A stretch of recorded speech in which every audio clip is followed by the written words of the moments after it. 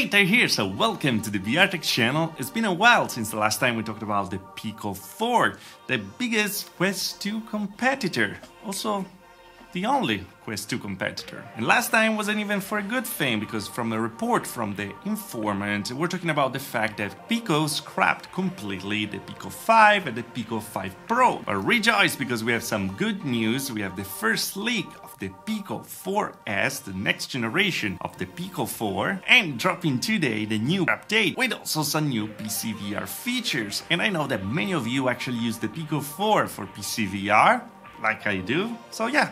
It's great news, but let's discover everything together in this video. Let's get into it. Alright, to start, this is happening. It's not a matter of if, but mostly a matter of when this is gonna happen, because Pico also registered the Pico 4S trademark directly. So we know that the new iteration of the Pico 4 will arrive hopefully soon. And we say soon because the first part of the software already been spotted in the new software that just arrived with the latest update and the Pico Connect. We're gonna talk about that a bit later, but so far what we need to know is that in the files there were actually images, 3D renders about the Pico 4S, and they were spotted by Luna. What they were talking about here are actually the new ringless controller. Following what happened with the Quest 3, we actually saw a leak already last year with the actual video with Pico involved in it, so not really a leak, with these new controllers in action. They're pretty much exactly like the Pico 4 controller, but without the ring for the tracking. So they will make it more portable and also at the same time a bit worse tracking like we saw with the Quest 3. Controllers apart though, why are we talking about the Pico 4S and not about the Pico 5 or the Pico 5 Pro, like we said in the past, that looked absolutely impressive and amazing? Well, because from what the informant said in the report, Pico can completely the Pico 5 and the Pico 5 Pro to actually focus on trying to compete not with the Quest platform, the Meta platform, but with this guy over here, the Apple Vision Pro, so on the very high end instead of the consumer-ready stuff. Good choice? Well, I leave it to your judgment, but that happened because the Pico 4 fell short of expectations. They didn't actually sell enough of those, mostly for the fact that it was never available in the US, having all the TikTok and ByteDance ban scenario.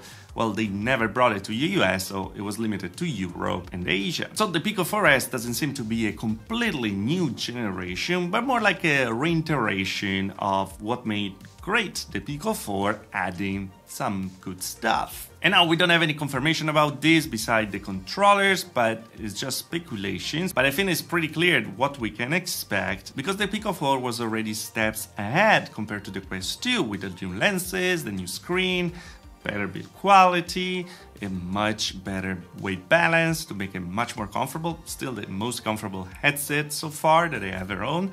So yeah, this was already great. And there are just the two main things missing to actually compete with the Quest 3. One, it will be the mixed reality cameras in the front, because the Pico 4 we had just one camera and it didn't have any depth to it, so it feels very weird with mixed reality, and it was left completely out of that market. And the second thing, you guessed it, it's a processor, because the Pico 4 as a competitor, the Quest 2 was running on the XR2. Instead, the Pico 4S seems like it's gonna be a refresh with the XR2 Gen 2, the same processor running in the Quest 3. So yeah, mostly this is the only way to stay relevant and still be present for the competition. Also, we know that Meta partnered with Qualcomm to actually create XR2 Gen 2, and they kind of had an exclusivity window, even if it was never confirmed, or at least they ordered all the orders for the processor. Now some time passed, and so that means that other companies can start to get this processor as well. And well, who is the only competitor out there? Then Pico with the Pico 4S. So why do I personally expect a refresh with a more powerful processor? Well, mostly because it's called 4S and not 4 Lite or something like that. So it doesn't seem to be a cheaper version, but an improved version of what we had already. And to me, it's absolutely fine, because if it ain't broke, don't fix it, and this sums up perfectly the Pico 4. It's still a great headset, it's just missing that bit of a power powder in there. Oh, if I really want to dream, I would love to have the same thing that we have in the Pico 3 Link, so a direct connection with the PC with DisplayPort, because that will unlock the full potential of this headset, actually create a real market for it, because we know that most of people use the Pico 4 for PC VR, because you know their standalone app store doesn't have many apps in there, so Pico just own it. We know that you had a prototype already working with it. So if that is happening, it will be absolutely incredible. Yeah, a man can dream. But what feature would you expect from the Pico 4S anyway? Oh, and by the way, because we were talking about PC VR, this is the other great news. The Pico just got updated with a big update for PC VR mostly, with the new app that is not going to be streaming assistant anymore, but it's called Pico Connect, to actually connect, of course, your Pico 4 with your PC to use it as a PC VR headset. What's new here? Well, you can actually now finally also see your desktop directly in there, with also support for multi-monitor. Unfortunately though, you can't see two monitors at the same time, but there's a toggle to actually switch from one to the other. And then on the top left, you're gonna find Steam VR, because yes, you're gonna be able to open Steam VR with it like we did in the past. And the good news here is that the quality got so much better. I will not say yet at the level of Virtual Desktop, but pretty darn close, and this is completely free and integrated in the software of Pico. So it's a native way. Why did the quality get better? Because Qualcomm's Super Resolution was actually enabled over here, so you can have an upscaling of the images that arrive there, and I have to say that everything looks so much better. I can't believe how blurry it was looking before.